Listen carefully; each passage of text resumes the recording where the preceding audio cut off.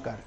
কংগ্রেসের তরফে আজ কর্মসূচি ছিল, যে কর্মসূচি শুরু হয়েছে 31 অক্টোবর তা আজ শেষ হয়েছে।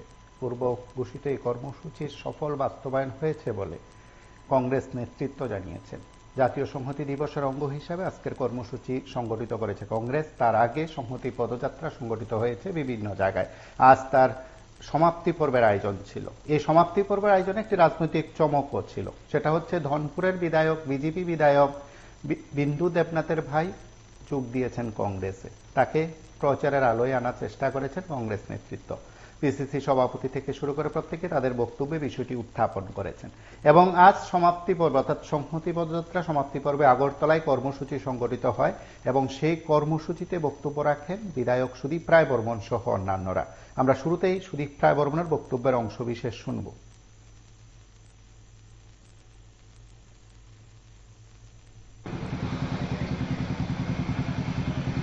আমাদের ঘৃণা করুক, নো ইস্যু।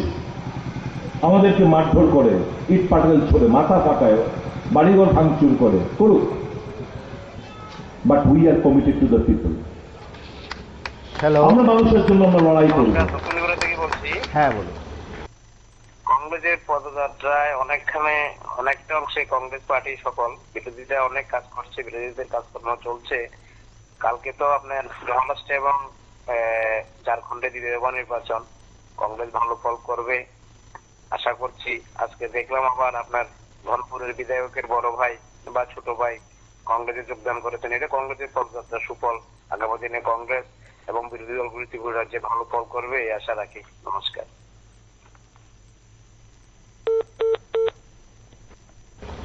আমরা মানুষের হয়ে মানুষ কথা বলতে পারছে না, মানুষের কথা বলার চেষ্টা করব। মানুষের ডিমান্ডগুলো জনসম্মুখে তুলে ধরব, মানুষের ডিমান্ডগুলো সরকারের গোচরে আনবো। It is for the government to act. But দুর্ভাগ্য হল this government does not know how to act. This government does not know how to act because he was nowhere in politics. He doesn't know ABCD of the administration. এই তো করছে আলাদা।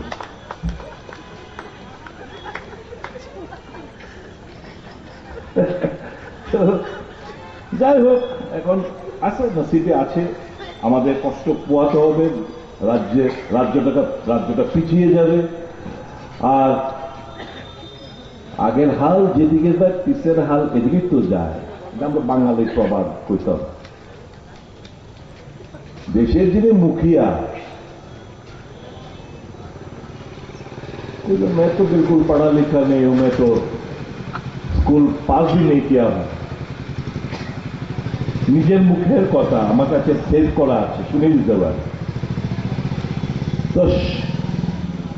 তো ওই ভালো কথা বলতে পারে, নাটক করতে পারে, মিত্র ভাই বেহেনো কইরা সুন্দর করে পাইন দিয়া পালিশ করে লাগতেছে আমরা বুঝিও না কি পাইনটা দেয়, বুঝি না। মানুষ মনে করে মুগ্ধ। G20 গেছে, মণিপুর জলে, সেই G20 গিয়া গ্লাস দিয়ে চিয়ার্স। আমার দেশ জ্বলছে। কত বড় কনস্পিরেসি আমাদের সঙ্গে হচ্ছে আমরা বুঝি না। আমরা এখনো হিন্দু মুসলমান খেলার মতো আবদ্ধ। এই যে শেখ হাসিনা, বাংলাদেশে যে শেখ হাসিনার অভ্যুত্থান, এটার পিছনে আমেরিকার মস্তিষ্ক প্রসূত। বিরাট বড় গেম প্ল্যান। আপনারা জানেন বর্তমানে বাংলাদেশের ঘাঁটিতে প্রশিক্ষণ দিয়ে চলছে মিলিটেন্ট ফোর্সের, বর্তমান সরকার পক্ষে স্পন্সর্ড বাই আমেরিকা, এবং north eastern states are the target. কারণ এই যে এক বাংলাদেশ থেকে সেন্ট মার্টিন চাইছে, শেখ হাসিনা সেন্ট মার্টিন দিত না। এই যে মণিপুর এই মায়ানমার টাইনম্যান লইয়া এক মিজোরামের চিফ মিনিস্টারকে আমেরিকাতে গিয়ে ডিমান্ড করে আইছে যে অধিকাংশ খ্রিস্টান স্টেট, মিজোরাম, মেঘালয়, নাগাল্যান্ড, এই পোর্শনটা লইয়া ওই মায়ানমার টাইনম্যান লইয়া আলাদা একটা দেশ হতে পারে। ভাববেন না শুধু ওই মণিপুরের আগুনটা কুকি ভার্সেস মেকি সম্প্রদায়ের মধ্যে বিশাল বড় একটা game plan is going on and our intelligence আমাদের যে Ajit Doval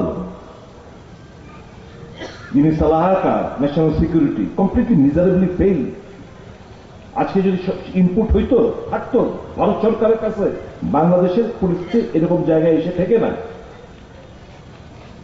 it's a complete failure of intelligentsia. আপনারা শুনলেন সুদীপ রায় বর্মনের বক্তব্য এবং এই বক্তব্য অবশ্যই আগরতলা কর্মসূচি থেকে সংগঠিত সভায় সেখানে বলা হয়েছে প্রদেশ কংগ্রেস ভবন থেকে সেই মিছিল শুরু হয় মিছিল শহরের বিভিন্ন পথ পরিক্রমা করে শকুন্তলা রোডে আয়োজিত সভায় সেখানে বক্তব্য রাখেন বিসিসি সভাপতি আশিস কুমার সাহা সহ অন্যান্যরা সুদীপ রায় বর্মন সহ অন্যান্যদের বক্তব্য থেকে বেশ কয়েকটি বিষয় সেখানে উঠে আসে এবং আপনারা প্রত্যেকে জানেন যে আজ সকাল থেকে বিভিন্ন জায়গায় কর্মসূচি ছিল মূলত ইন্দিরা গান্ধীর জন্মদিনে শ্রদ্ধাঞ্জলি জ্ঞাপন কর্মসূচির পাশাপাশি রাজ্যের বিভিন্ন জায়গায় যে কর্মসূচিগুলো সংগঠিত হয়েছে সেই কর্মসূচি থেকে সংহতির বার্তা যেমন দেওয়া হয়েছে কংগ্রেসের তরফে তার পাশাপাশি কংগ্রেস যেভাবে তাদের রাজনৈতিক দৃষ্টিভঙ্গি ব্যাখ্যা করতে চান জনগণের সামনে তাও তুলে ধরার চেষ্টা করেছেন কংগ্রেস নেতৃত্বের দাবি যে রাজ্যের 10টি সাংগঠনিক জেলায় আজ কর্মসূচি সংগঠিত হয়েছে ইতিমধ্যে ব্লক স্তরে অর্থাৎ সাংগঠনিক ব্লক এলাকায় সেখানে কংগ্রেসের সংহতি পদযাত্রা অনুষ্ঠিত হয় কোথাও কোথাও ব্লক এলাকার একাধিক জায়গায় সেখানে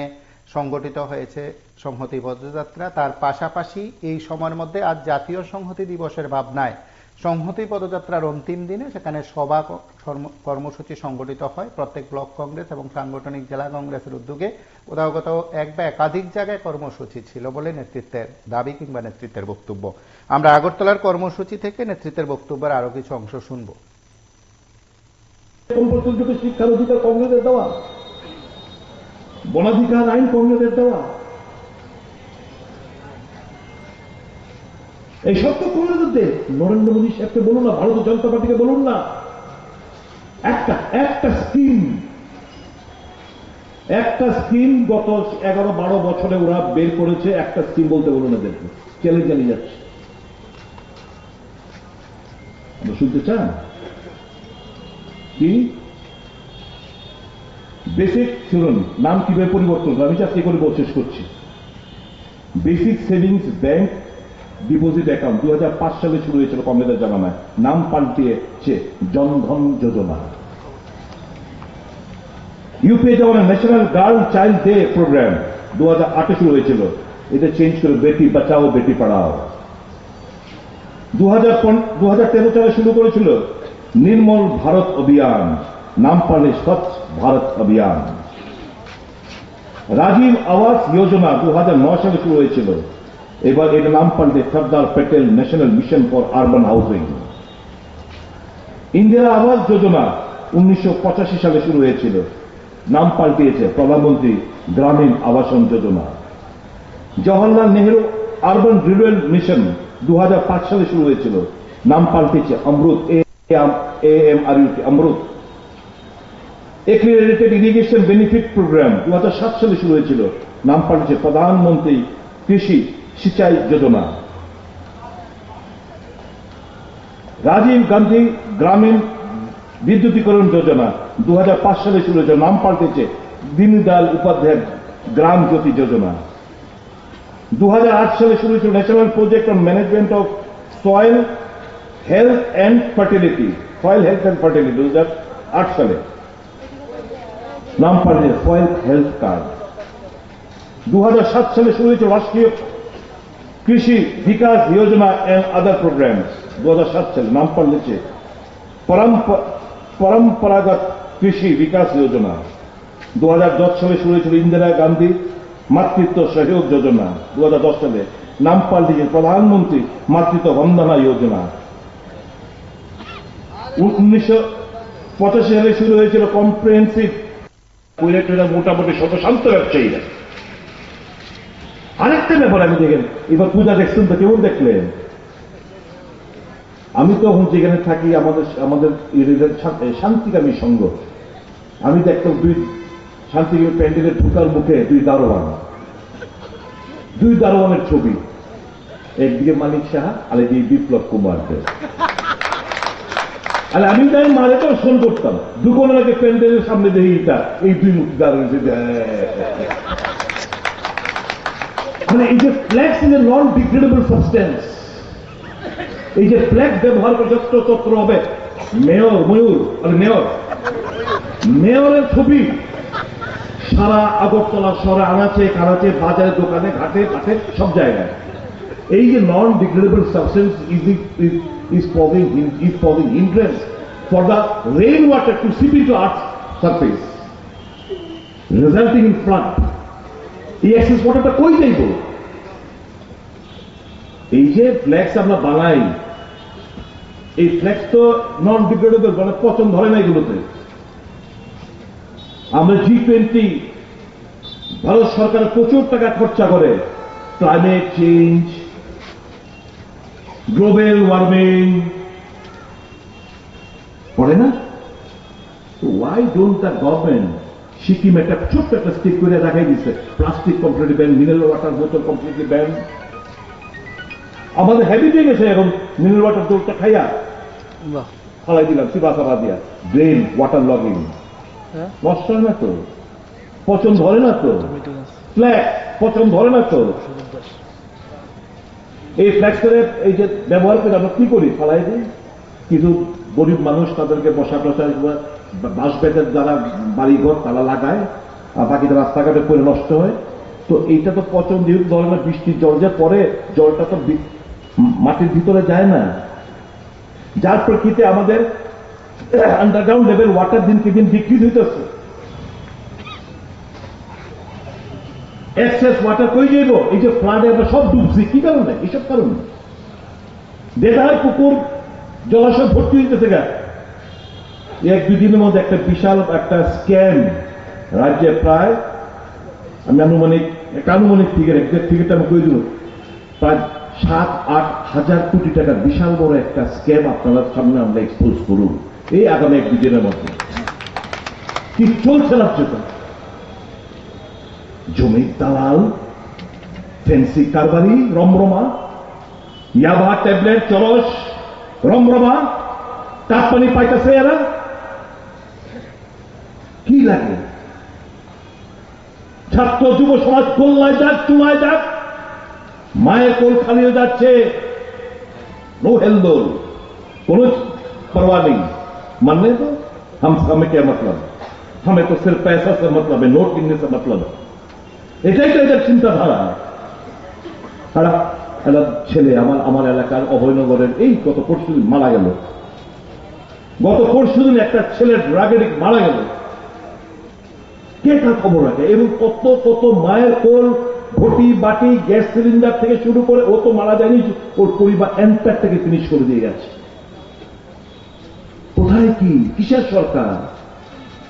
নো ফিলিংস, ভাবনা চিন্তার মধ্যে তো নিয়ে যে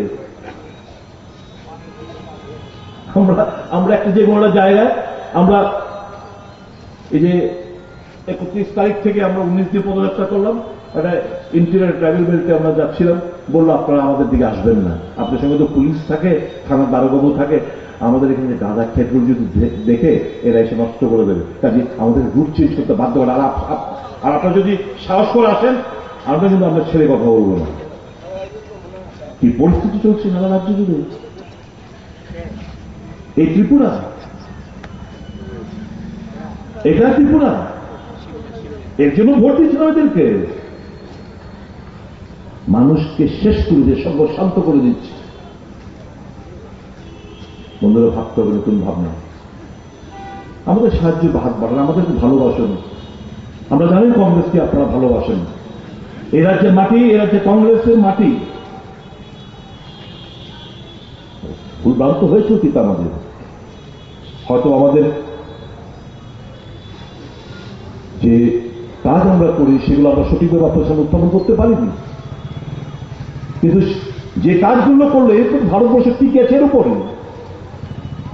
এমজিএনরের আইন, গ্রামীণ পাহাড়ে এমজিএনরের শুধু এখন মানুষকে কিছু টাকা দেখতে বাঁচতে সাহায্য করে। স্বাস্থ্যের অধিকার আইন কংগ্রেসের দেওয়া, ইউপিএ সরকারের দেওয়া।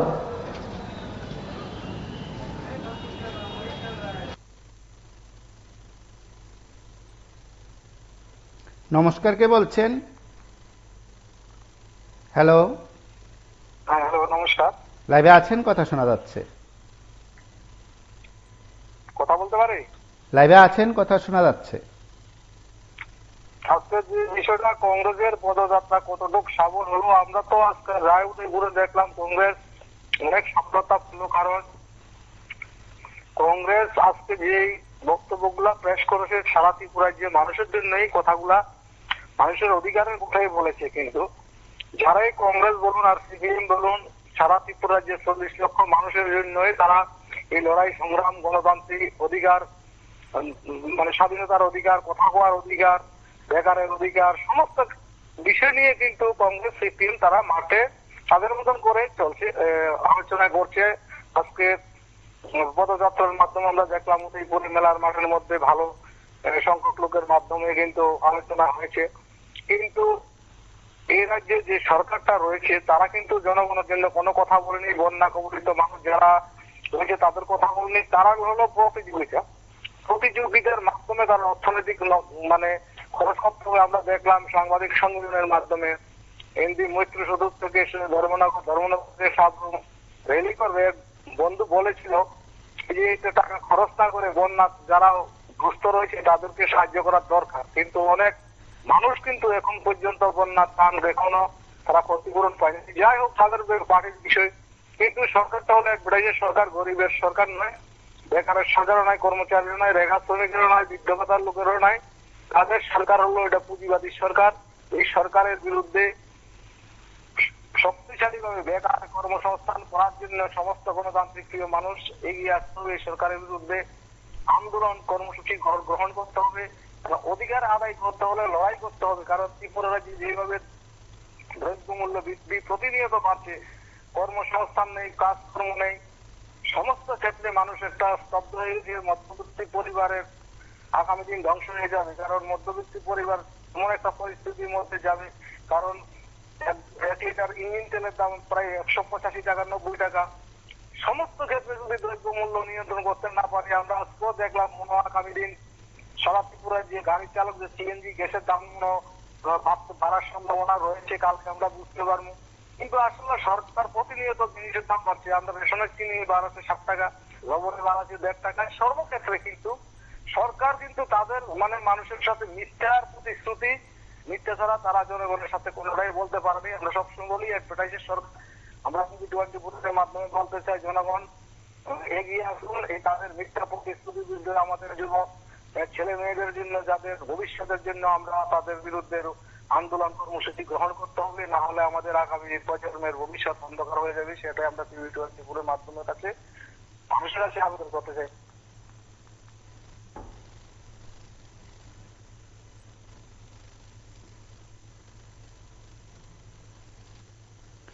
আমরা শুনলাম সেখানে আগরতলায় কর্মসূচি থেকে সুদীপ রায় বর্মনের কি বক্তব্য। অন্যান্য নেতৃত্ব আজ দিনভর নানা জায়গায় কর্মসূচিতে সামিল হয়েছেন। তারা তাদের বক্তব্যের কথা সংবাদ মাধ্যমের কাছে তুলে ধরেন বা তারা যে বক্তব্যকে সামনে রেখে কর্মসূচি সংগঠিত করেছেন সেই বিষয়গুলো সেখানে উত্থাপন করেছেন।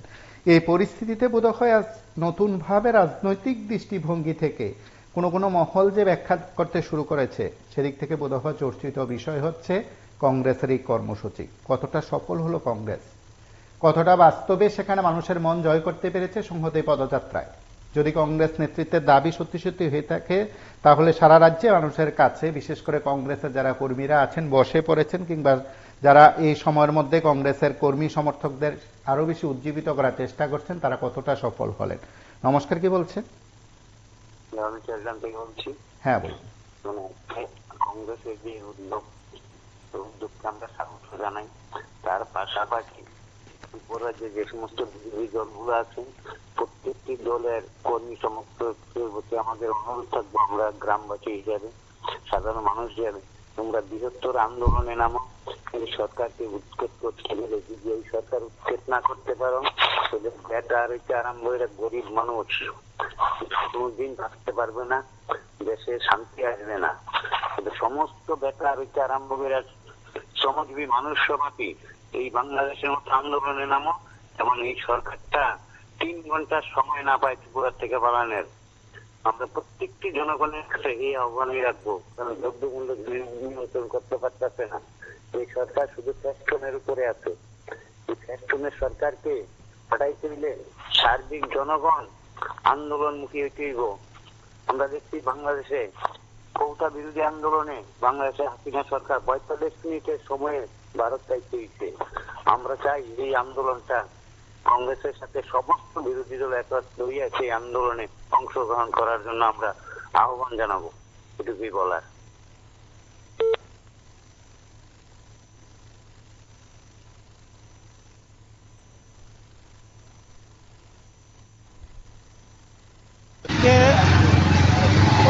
ভারতের জাতীয় কংগ্রেসের পক্ষ থেকে ৩০ অক্টোবর নমস্কার, কে বলছেন? নেত্রী হ্যালো, আমি আগরতলা থেকে বলছি। হ্যাঁ বলুন। বলছি কংগ্রেসের সংগঠন কতটা সফল সফল তো অবশ্যই, কিন্তু আমি আসলে একটা স্বপ্ন দেখছি। আপনাদের এই চ্যানেলে প্রায় অনুষ্ঠান দেখি যে আমরা যে শেষ পর্যন্ত মানে বাংলাদেশে যে আন্দোলনটা হয়েছে এই দীর্ঘদিনে ১৫ বছরে, সেই আন্দোলনের রূপরেখা কি তৈরি হতে চলছে এই রাজ্যে? আমার তো ধারণা এরকম, কারণ যে হারে জিনিসপত্রের দাম, মানুষের চাকরি নেই, কাজ নেই, করে নেই, তো বাংলাদেশে তো সেই একই রকমের মানে গণতন্ত্র ছিল না বলে আন্দোলন করেছিল ছাত্ররা, মানে শহীদও হয়েছে। তাই সেইভাবে আমি আমার চোখে আসছে যে আগামী দিনটা কি তাহলে ত্রিপুরা রাজ্যে এরকমই একটা হতে চলছে। কারণ দেখছি পাতালকন্যা জামাতেও বিভিন্ন সুরে কথা বলছেন। এরপরে দেখলাম আপনার যে রংপুরের বিধায়কের ভাই কংগ্রেসে যোগ দিয়েছেন। তো এইগুলি দেখে মনে হচ্ছে যেন যে আমরা কি আগামী দিনে এরকম কোন একটা দৃশ্য আমরা দেখতে পাবো বলে আমার মনে হয়। কারণ মানুষ তো দেওয়ালে পিছ লেগে গেছে, বাজারে আগুন ছোঁয়া জিনিসের দাম, কাজকর্ম নেই, রিক্সাগুলি রাস্তা দিয়ে ঘুরে একবার ঘুরবেন দেখবেন রিক্সাগুলি খালি ঘুরছে। কারণ মানুষের হাতে পয়সা নেই, চলতে পারছে না, কিনতে পারছে না, কেনাকাটি করতে পারছে না, কোনো কিছু নেই। সেই জায়গা দাঁড়িয়ে বেকারত্ব এত জ্বালা, তো এদের তো যন্ত্রণা, জ্বালার যন্ত্রণা, তো এরা কি কাজ করবে? মানে কাজ নেই, খাদ্য নেই, তো জিনিসপত্র আঘাত ছোঁয়া দাম, রেশনীয় দাম বাড়িয়েছে, বিদ্যুতের মাসুল বাড়িয়ে দিয়েছে। তো সেই জায়গা দাঁড়িয়ে আমার স্বপ্নটার জন্য মনে হচ্ছে যেন দ্বিতীয় বাংলাদেশ আমাদের রাজ্যে হতে চলছে।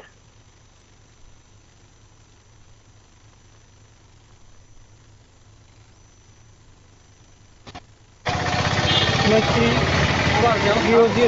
মীরা প্রিয়দর্শিনীর মৃত্যুদিন থেকে ১৯ নভেম্বর ইন্দিরা গান্ধীর জন্মদিন পর্যন্ত আমাদের ভারতবর্ষে যে অবস্থা তৈরি হয়েছে, জাতি আজকে বিপন্ন, হিন্দু মুসলিম পাহাড়ি খ্রিস্টান জাতিগত যে একটা আওয়াজ তুলছে, সেটার বিরুদ্ধে আজকে কংগ্রেসের উদ্যোগে, ভারতের জাতীয় কংগ্রেসের উদ্যোগে সংহতি যাত্রা। আমরা ভারতবর্ষ কংগ্রেস স্বাধীনতা আন্দোলনের পর থেকে আমরা বরাবর ভারতবর্ষের ধর্মনিরপেক্ষতা, অখণ্ডতা, যে ধর্মনিরপেক্ষতা রক্ষার্থে ভারতবর্ষের অখণ্ডতা রক্ষার্থে কংগ্রেস যে সংহতি আন্দোলন করছে তাতে সফলতা মনে হয় কংগ্রেসের হবে। আর কংগ্রেসের যে লোকগুলি ছিল ৪২% লোক ছিল, কিন্তু বামফ্রন্ট যখন দীর্ঘ ৩০ বছর ৩৫ বছর রাজত্ব করলো তখন কিন্তু বিরোধী ভোট কিন্তু এক নাগারে ৪০-৪২% কিন্তু তাদের ছিল। সেই ভোটটা কিন্তু 18 নির্বাচনে এই যে বিজেপি গভর্নমেন্ট বিভিন্ন ক্ষমতাবাজি দিয়ে মানুষকে ভুল বুঝিয়ে তাদের পার্সেন্টেজ চলে আসলো। হ্যালো হ্যালো আপনার কথা শোনা যাচ্ছে। হ্যাঁ হ্যাঁ, তাদের পার্সেন্টেজ চলে আসলো একবারে 2% থেকে 5%। তাহলে এই লোকগুলি কিন্তু সব বিজেপি দিয়েছিল। আবার তারা গিয়ে যখন শান্তি পাইল না, যে তাদের প্রতিশ্রুতি সব মিথ্যা, দেখা গেল যে তাদেরকে চাকরি দিব বলেছিল, চাকরিও নেই।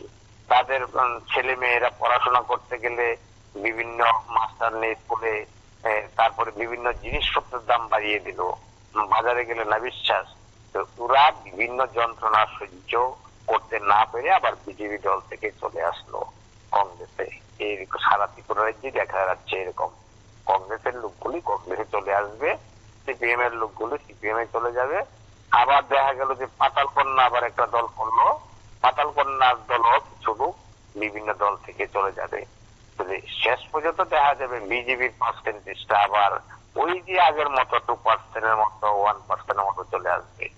এটাই নিয়ম, কারণ ত্রিপুরা রাজ্যের মানুষ কিন্তু এটাই দরকার, এটাই করবে। কতদিন সহ্য করবে ওদের মিথ্যা ভাওতা, মিথ্যা বলি? মানুষ তো আর চলতে পারছে না। তাদের কি জিনিস আছে, ভালো একটা কাজ করেছে সেরকম দৃষ্টান্ত কি বিজেপি গভর্নমেন্ট দেখাতে পারবে? তাদের কোনো চাকরির দিকেও কোনো ভালো কোনো দৃষ্টান্ত, ছেলে মেয়েরা পড়াশোনা করে ওই নার্সিং পড়াশোনা করে বেকার হয়ে বসে আছে, ইঞ্জিনিয়ার পড়াশোনা করে বেকার বসে আছে, সমস্ত লাইফ যা যা আছে সব কিছু তো তারা বন্ধ করে দিবে। তাদের কারণে পোলাপানের এখন পড়াশোনা অনীহা চলে আসছে, কারণ পড়াশোনা করে চাকরি বাকরি পাচ্ছে না। এদিকে দেখা গেল যে হাসপাতালে গেলে মানুষে ঠিক ভাবে তাদের পরিষেবা পাচ্ছে না, হাসপাতালে নার্স নেই, কোনো সময় মতো ডাক্তারও নেই, পরিষেবা তো নেই, ওষুধপত্র তো নেই। তাহলে এই সরকারটার প্রতি মানুষের কিভাবে আস্থা থাকবে? এই সরকারটার প্রতি আস্থা থাকবে না। আহ্বান রাখবো ত্রিপুরার আম জনতারা যাতে আবার সঠিক সিদ্ধান্ত নেন। ত্রিপুরার যে কোন সরকারটা ভালো চালাইছিল আপনারা পার্সেন্টেজ দেখুন, বিচার করে দেখুন যে কোন সরকারটা ভালো। নিজের ভিতরে যদি বিচার না রাখতে পারেন তাহলে আমাদের ত্রিপুরার যে মানুষ শান্তি পাবে না। নিজের ভিতরে বিচার আনতে হবে যে 5টা দল থাকলে 5টা দলের মধ্যে একটা দল তো ভালো থাকবে, হয়তো নির্দিষ্ট কিছু করেছে, কিন্তু দল 5টার মধ্যে একটা ভালো হবে। যে দলটা ভালো হবে সেই দলটার দিকে আমরা সবাই যেতে হবে। তাইলে যদি ত্রিপুরার শান্তিটা আবার নতুন করে চলে আসে, এটুকুই বলার।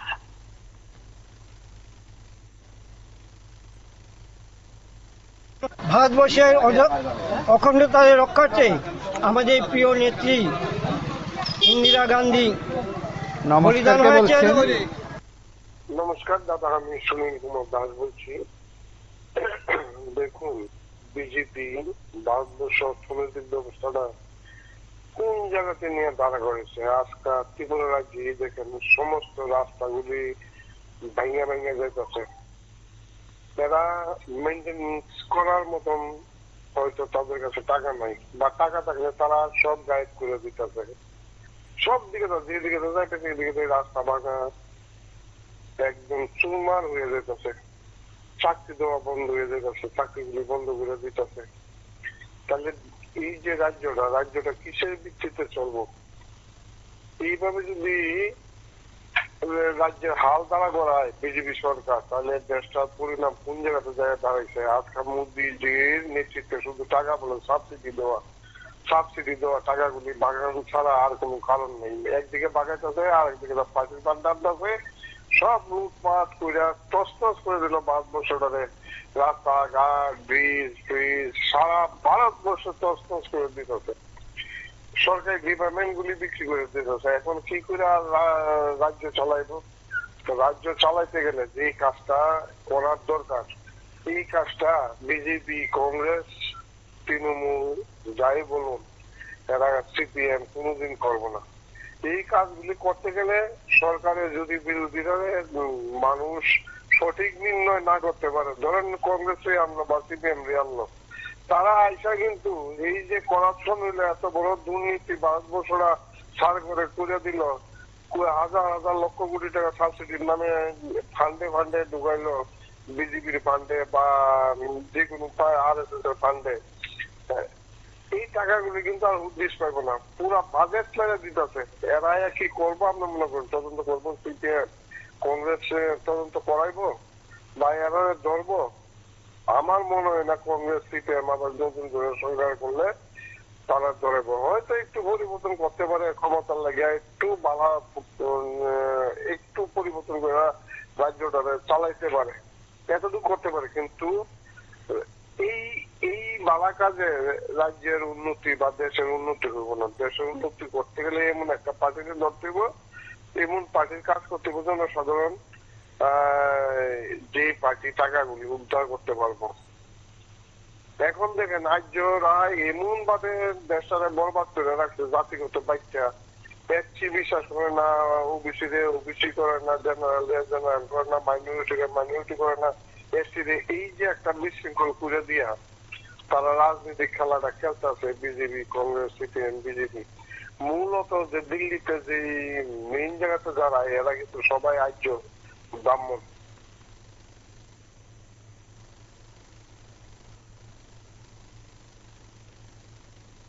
ভারতবর্ষের অখণ্ডতা রক্ষার্থে আমাদের প্রিয় নেত্রী নমস্কার, কে বলছেন? ইন্দিরা গান্ধী বলিদান হয়। হ্যালো, কুমার কে বলছেন? হ্যাঁ বলুন। পদযাত্রায় সফলতা বলতে আমি বলবো এখন যে মানে ওনাদের অবস্থা রাজ্যে বা কেন্দ্রে আমি বলবো 98% সফল। পদযাত্রার 3 জন বিধায়ক মাত্র আছেন, তবুও যে দিকে যাচ্ছে সেদিকে সারা পাচ্ছেন দেখলাম। আজকে দেখলাম আপনাদের কি বলবো দুর্গাপুরের একজন বিধায়কের আপন ভাই, উনি মানে ওনাদের দল থেকে একটা প্রেসের মধ্যে দেখেছিলাম, উনি দুর্দিনের মানে কর্মী ছিলেন, উনি যোগদান করেছেন। তারপরও দিকে দিকে যতটুকু সামর্থ্য আছে, অর্থনীতি হলো মেইন, ফান্ড সীমিত ফান্ড আছে, কিন্তু এখান থেকে দেখছি ওনারা ভালো সমর্থন পাচ্ছেন। হ্যাঁ, মানে পাহাড়ের একাংশ জায়গা বাদ দিয়ে, দেশের একাংশ জায়গা বাদ দিয়ে বিভিন্ন জায়গা দেখছি সফলতা অর্জন করছে। পাহাড়ে অনেক জায়গায় গিয়েছেন কিন্তু অনেক জায়গায় জানেনি। হ্যাঁ, তারপর আরো দেখলাম উপজাতি মানে জনজাতি নেতাও মানে দলত্যাগ করে যুক্ত হয়েছে। তো সফলতা বলবো 98%। হ্যাঁ, আর তাদের নাম বলি ওনারা তো মানে ওনাদের নাম শুনলে অনেকের জীবন অন্য একটা মনোভাব হয়, দেশ প্রেম জাগে। রাজ্য হোক দেশ হোক, দেশের মধ্যে কয়জন ছিল ওনারা তো ওনাদের ব্যক্তি দলটা যে এই দলটা তো আমাদের দেশের মানে কি বলবো মূল কান্ডারি ছিলেন, স্বাধীনের জন্য ছিলেন। ওনাদের নাম শুনলে তো মানে ওই দলটার নাম শুনলে তো অনেকে জাগ্রত হয়েছে। তো আশা করি যতটুকু জিনিসের মধ্যে ওনারা করেছেন ভালোই করেছেন। কাজ করে আমার রাজনীতির আমাদের ত্রিপুরা রাজ্যের একজন জনজাতি মানে একদম কত জায়গায় দিল্লি থেকে এসে মানে বিস্ফোরক মন্তব্য করেছেন। পাহাড়ের রাজনীতি সম্ভবত কিছুদিনের ভিতরে কিছু হতে পারে, সেটা তো স্বাভাবিক। একজন মহিলা মানুষ, ওনাকে যেভাবে হেনস্থা করা হচ্ছে, আমি ব্যক্তিগত ওনাকে সমর্থন করছি।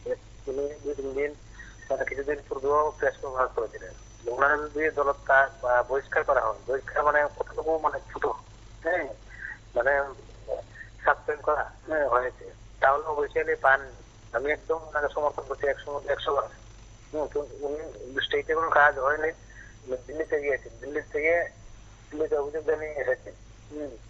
ওনার বাসবো ওনার ওই কি বলবো আগরতলা কৃষ্ণনগর কতটুকু দূর এখন পর্যন্ত অফিসিয়াল হয়ে থাকেনি, কিন্তু আমাদের হাতে হাতে ঘুরছে। এই যে ওনার তো একটা সম্মানহানি হয়েছে অবশ্যই, কারণ ওনার ভালো প্রভাব ছিল, এখনো আছে।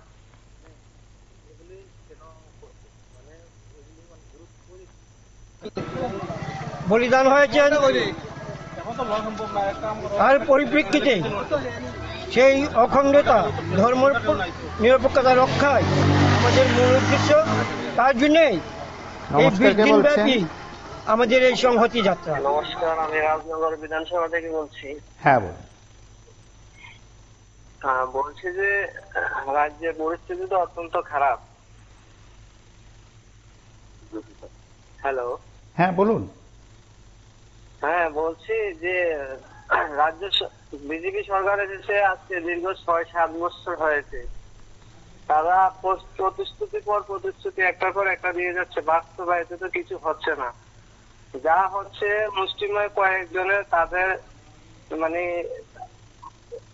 টাকা দ্বিগুণ হয়ে যাচ্ছে তাদের দিনের পর দিন, কিন্তু সাধারণ মানুষের মানে আর্থিক অবস্থা তাদের দৈনন্দিন জীবনে মানে প্রতিনিয়ত মানে একটা দুর্দশার মধ্যে দিয়ে দিন কাটছে তাদের।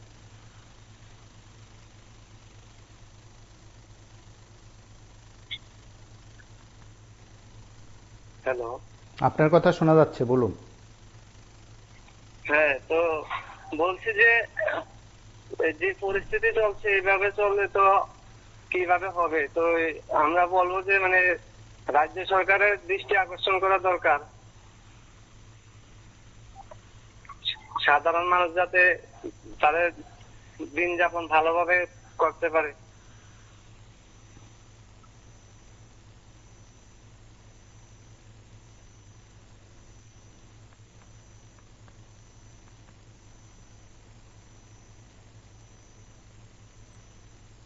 সংহতি যাত্রা আজকে আমরা ফটিকরা থেকে শুরু করে কাঞ্চনবাড়ি পর্যন্ত দীর্ঘ প্রায় 10 কিলোমিটার রাস্তা কর্মীদেরকে নিয়ে পায়ে হেঁটে আমরা এই সংহতি রক্ষায় আমরা প্রচার করছি।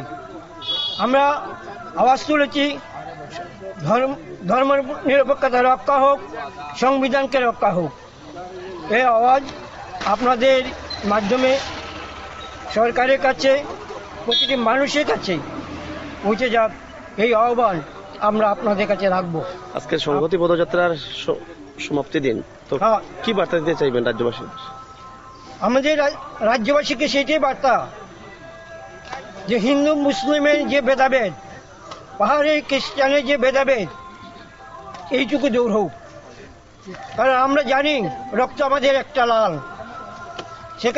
সেখানে নেই হিন্দুর পরিচয়, সেখানে নেই মুসলিমের পরিচয়, সেখানে নেই পাহাড়ি পরিচয়, সেখানে নেই খ্রিস্টানের পরিচয়। আমরা ভারতবাসী, আমরা ত্রিপুরাবাসী, আমরা এক জাতি, এক প্রাণ, হিন্দু আর মুসলমান।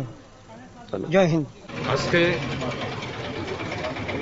সংহতি যাত্রা, নমস্কার, কে বলছেন? ইন্দিরা গান্ধীর জন্মদিবস।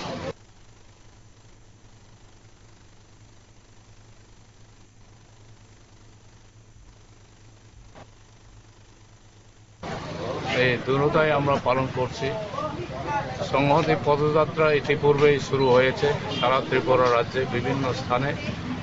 আজকে শেষ দিন, আমাদেরও মনুঘাটে হবে আজকে। নমস্কার, কে বলছেন? কাজেই এই সংহতি। হ্যালো। হ্যালো, হ্যাঁ বলুন। বলছি যে আজকে যেন ইন্দিরা গান্ধী মৃত্যু দিবস নাকিটা।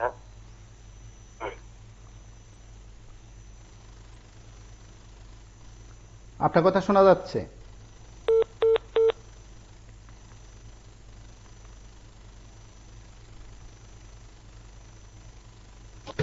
কাজেই এই সংহতি যাত্রার মাধ্যমে আমরা রাস্তায় নেমেছি বাধ্য হয়ে।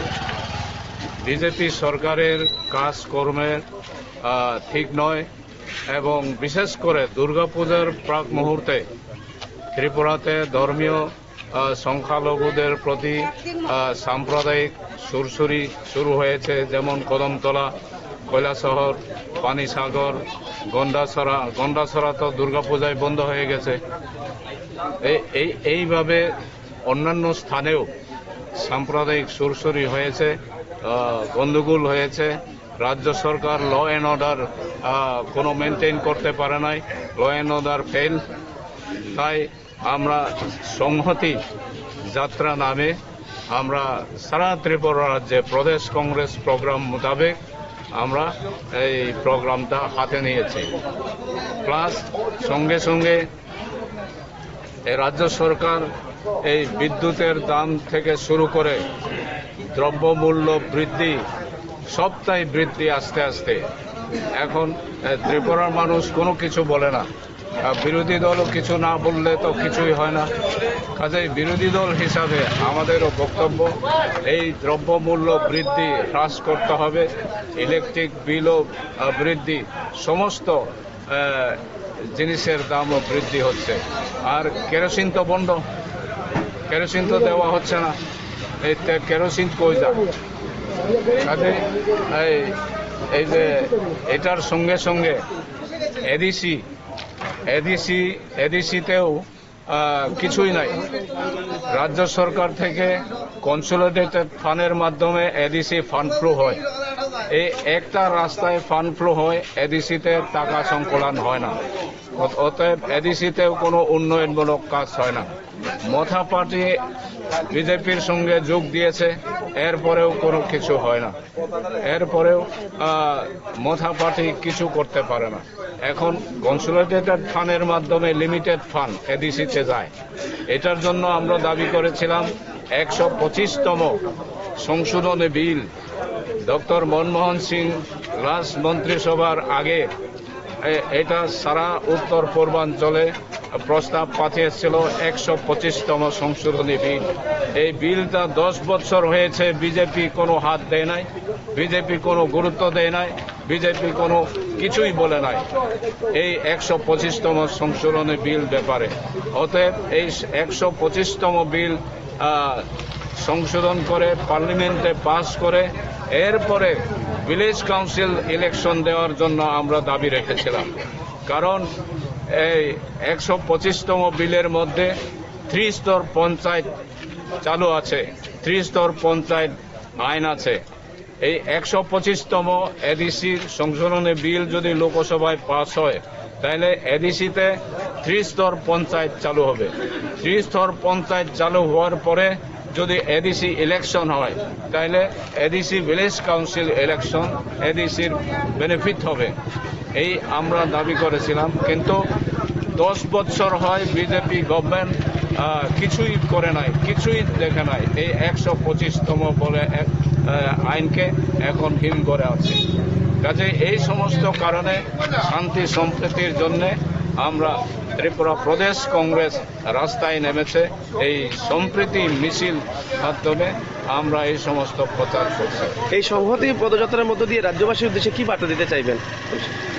এই সংহতি পদযাত্রার মধ্যে রাজ্যবাসীর কাছে আমি এইটাই আহ্বান রাখব, আগামী দিনে এই সাম্প্রদায়িক বিজেপি সরকারকে উচ্ছেদ করে গণতান্ত্রিক সরকার কংগ্রেস সরকারকে আনার জন্য জনগণকে আমি আহ্বান রাখছি। ধন্যবাদ। সরকার প্রতিষ্ঠিত হবে, জাতীয় দিনে সরকার হবে, বেকারদের কর্মসংস্থান সেখানে বাড়বে, বেকার মুক্তি বাড়বে, আইন শৃঙ্খলা সেখানে খুব সুন্দর হবে, অর্থাৎ চকচক করবে ত্রিপুরায়। আমরা স্বপ্ন দেখেছি, সেই স্বপ্নের বিপু হয়ে 18 নির্বাচনে সর্বপ্রথমে আমরা সেখানে ভারতীয় জনতা পার্টি সরকার ক্ষমতা আনব। তার পরবর্তী সময় আমরা কি দেখলাম?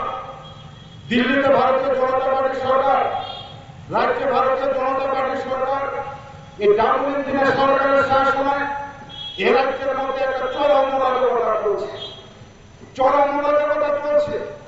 এই রাজ্যের মধ্যে আমরা দশকের পর দশক আমরা দেখেছি জাতীয় উপজাতীয় অংশের মানুষ শান্তি সম্প্রীতির মধ্যে একসাথে সেখানে বসবাস করেছে।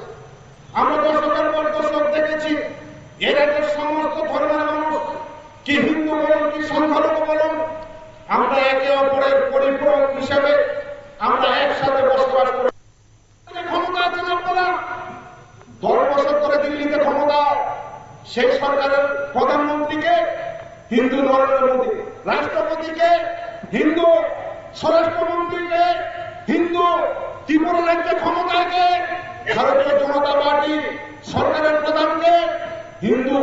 সারা দেশটাকে 14 বছর ধরে ক্ষমতায় টিকে আছেন, আর মাইকে দাঁড়িয়ে মানুষকে বিভ্রান্ত করার জন্য বলছেন যে আজকে দেশে হিন্দু বিপন্ন। লজ্জা থাকা দরকার। দেশের কোন ধর্মই সেখানে বিপন্ন নয়, বিপন্ন হচ্ছে ভারতীয় জনতা পার্টি। ভারতীয় জনতা পার্টি সেখানে ধর্মের নামে বিভেদ তৈরি করে, মানুষের মধ্যে অস্থিরতা তৈরি করে, ভুলা করে সেখানে নামাজ করতে চায়। আমরা সেখানে কংগ্রেস সেই বার্তা নিয়ে সেখানে মানুষের কাছে যাচ্ছি। আমার ধর্মের ওপর যখন আঘাত আনবে, আমি হিন্দু মানুষ, আমার ধর্ম রক্ষা করার দায়িত্ব আমার। বুঝছে দিয়ে আমরা আমাদের ধর্ম রক্ষা করব। প্রত্যেকটা ধর্মের মানুষ তার ধর্মের প্রতি সেখানে আসতেছি। একটা ধর্মের মানুষ তার ধর্মকে রক্ষা করার জন্য সেখানে জীবন দিতে প্রস্তুত। সেইভাবে আমার হিন্দু ধর্মের উপর যখন আঘাত আসবে আমরাও সেখানে বুক চিতিয়ে সেখানে লড়াই করব। সেই লড়াইয়ের পাঠ ভারতীয় জনতা পার্টি থেকে নিতে হবে। আমাদের ধর্মের প্রতি শ্রদ্ধা আছে, ভক্তি আছে। আমরা তো হিন্দু, যারা ধর্মের ব্যাপারী করে সেখানে মানুষের মধ্যে বিভেদ তৈরি করতে চায়, জাতি উপজাতিদের মধ্যে বিভেদ তৈরি করতে চায়, যারা হিন্দু মুসলমানের মধ্যে সংঘাত তৈরি করতে চায়, আমরা কংগ্রেস তার তীব্র প্রতিবাদ করছি। আমাদের সংহতি পদযাত্রার মানুষের কাছে মূল বক্তব্য হচ্ছে আমরা সবাই এক, আমরা অভিন্ন। সেখানে ধর্মীয় ভেদে সেখানে এক একটা মানুষের এক একটা ধর্মের প্রতি যার আস্থা থাকতে পারে, ভক্তি থাকতে পারে, আরেক ধর্মের প্রতি সেখানে অবিচার হবে কেন? আরেক ধর্মের অবিচার হবে কেন? আজকে যারা ভারতীয় জনতা পার্টি করে তাদের কাছ থেকে আমাদের হিন্দুর সেখানে পাঠ দিতে হবে। আমরা 2014 সালের পর হিন্দু নই, আমরা জন্মগত হিন্দু। আমরা জন্মগত হিন্দু। হিন্দুর পাঠ ভারতীয় জনতা পার্টির ওই ভেক্টরি নেতাদের কাছ থেকে আমাদের নিতে হবে না। 14 সালের পর থেকে তো অনেক কিছু দেখছি ত্রিপুরা রাজ্যে। সারা দেশের মানুষ সেখানে দেখছে, মাইকে দাঁড়িয়ে সেখানে চিৎকার করে বলছে দেশের হিন্দুরা নাকি সংকটে। লজ্জা করে না? কোন মুখে বলছে দেশের হিন্দুরা সংকটে? লজ্জা করে না সেই কথা? ক্ষমতা আসার পর দেখুন, আমাদের ধনপুরের যিনি বিধায়ক শ্রীযুক্ত বিন্দু দেবনাথ, ওনার ভাই উত্তম দেবনাথ, উনি আমাদের ভারতীয় জনতা পার্টির যখন দুঃসময় ছিল ত্রিপুরা রাজ্যে, তৎকালীন সময় ওনার স্ত্রী শ্রীমতী মায়া দেবনাথ, উনি আমাদের ধনপুর পঞ্চায়েতের নির্বাচিত মেম্বারও ছিলেন। যখন আমরা ক্যান্ডিডেট খুঁজে পেতাম না, তখন ওই বাড়ি থেকে ক্যান্ডিডেট হয়ে নির্বাচিত মেম্বারও উনি হয়েছেন এবং পরবর্তী সময় উনি আমাদের জেলা পরিষদের সদস্যও ছিলেন। এবং উত্তম দেবনাথ সরকারি চাকরি করা অবস্থায় উনি আমাদের ভারতীয় জনতা পার্টির সক্রিয় কার্যকর্তা হিসাবে কাজ করতেন। এখন আপনারা শুনলেন সেখানে বিভিন্ন স্তরের নেতৃত্বের বক্তব্য, বিভিন্ন স্তরের নেতৃত্বের কর্মকাণ্ডে অংশগ্রহণ, সামগ্রিকভাবে রাজনৈতিক বার্তা দেওয়ার চেষ্টা করেছেন।